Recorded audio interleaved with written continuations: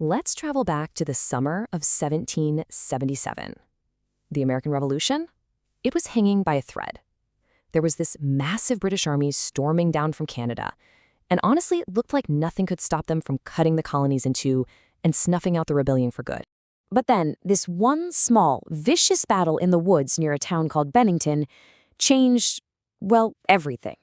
So let's dive into this, because the real story here isn't just about a shocking upset. It's about how that victory bought the American cause something way more valuable than guns or cannons. It bought them time. And to really get why this matters so much, we've got to meet our antagonists, the incredibly confident British general John Burgoyne, and his army, which, let's be honest, looked totally unstoppable. I mean, Burgoyne's campaign started off with a bang. His army took the famous Fort Ticonderoga without even a fight. They won a bunch of smaller battles, and they were just rolling south. For the Americans, who were pretty demoralized at this point, it really felt like the walls were closing in. And we're not talking about a small force here. We're talking about almost 9,000 professional British and German soldiers, a huge, well-oiled military machine. The Americans just had nothing that could really stand up to that. They looked unstoppable. But here's the thing. They had a secret, a fatal flaw. So you've got this incredible military force, right? Well, underneath all that power and polish, Burgoyne's army was literally starving. They were smack in the middle of a logistical nightmare. Think about it. Just picture it. Every single bullet, every piece of hardtack had to be dragged 150 miles from their base in Canada through a dense, rugged wilderness. They didn't have enough wagons, not enough boats, and definitely not enough horses to pull everything. It was an absolute mess. And here's how bad it really got. First off, the Americans weren't just letting them waltz through. They were chopping down huge trees to block the roads. Then you add in constant rain, turning everything into a muddy swamp. The end result? Even on a good day, they could only get maybe 4 days' worth of food to the front lines. The entire army was basically running on fumes. So Burgoyne, he's getting desperate, and he thinks he's found a brilliant solution. He gets word there's this big American supply depot over in Bennington, Vermont, and it's packed with exactly what he needs. Cattle for food, horses to pull his cannons, wagons, the works. So he sends a detachment of around 600 guys to go grab it all. Easy peasy, right? A quick in-and-out job. Yeah, well, that raiding party was about to run headfirst into a brick wall, and that brick wall had a name: John Stark. This guy was stubborn, he was principled, and as it turns out, he was an absolutely brilliant commander.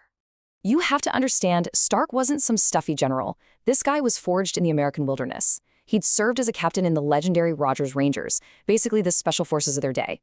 Get this, as a young man, he was captured by Abenaki warriors, and instead of being scared, he apparently grabbed a pole and just started swinging.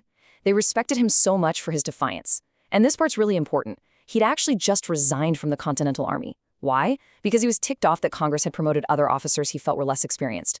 The man was all about honor. There's this quote from Shakespeare that historians love to use for him. Let it be virtue to be obstinate. And man, that just nails who he was. That stubborn streak of his was about to become America's secret weapon. So when New Hampshire comes to him, basically begging him to lead their militia against this invasion, he says yes, but with one huge condition. He would be totally independent. He wasn't taking orders from the Continental Army or the Congress. He was his own boss. And that single decision, it might have just saved the entire revolution.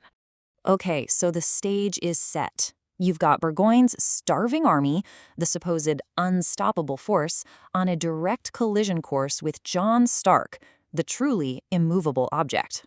So on August 16th, the two armies finally face each other. Stark points over at the enemy lines, and he gives his men one of the most raw, legendary lines in American military history.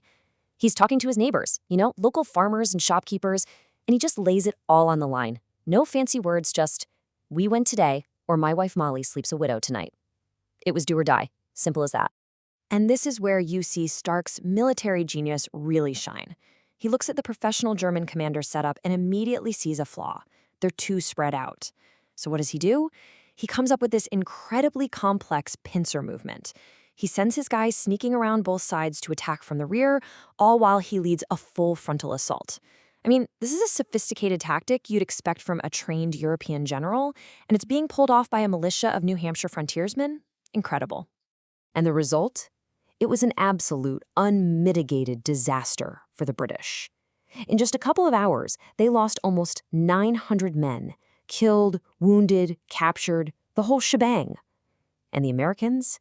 They lost just 30 men killed. 30. Stark and his militia had just wiped out a tenth of Burgoyne's entire invasion force in one afternoon. But here's the real kicker. As devastating as those numbers are, the true impact of this battle wasn't about the men or the cannons they captured. It was about something else entirely. It was measured in time. See, that whole raid on Bennington, that was supposed to be a shortcut, a way to save time by fixing the supply problem. Instead, its spectacular failure slams the brakes on Burgoyne's whole campaign. It forces a fatal, month-long halt. And this timeline, right here, it lays it all out. You see the battle on August 16th? After that, Burgoyne's army just stops. For nearly a month, they are completely paralyzed, just trying to scrounge up enough supplies from Canada to keep going. And that pause, that was the opening the Americans have been praying for. And wow, what a difference a month can make. The main American army, which had been on the run and totally demoralized, suddenly had time to breathe, to regroup. Meanwhile, news of this incredible David and Goliath victory at Bennington spreads like wildfire, and thousands of new militia volunteers start pouring in, ready to fight. So the American army is getting bigger, stronger, and maybe most importantly, they're getting their confidence back. They're ready to go on the attack. So when Burgoyne's army finally gets moving again in the middle of September, they're not facing that same broken, retreating force anymore. Nope. They're now facing a big, confident American army that surrounds them and forces their entire army to surrender at Saratoga. And that victory at Saratoga? That was the final piece of the puzzle. It convinced France to officially join the war on America's side, and once that happened, American independence was practically guaranteed. And what about John Stark? Well, that fierce, independent spirit of his is still alive and well. Years later, he was invited to a reunion of his old soldiers. He couldn't make it, but he sent a letter with a toast, and it was classic Stark: live free or die. Today, that's the official state motto of New Hampshire. Pretty powerful stuff. So it really leaves you with this incredible thought, right? The entire course of American history, maybe even world history, didn't just hinge on one big battle. It all came down to a delay caused by a supply crisis, and forced by one incredibly stubborn general, which bought a struggling revolution just enough time to catch its breath, and ultimately to win.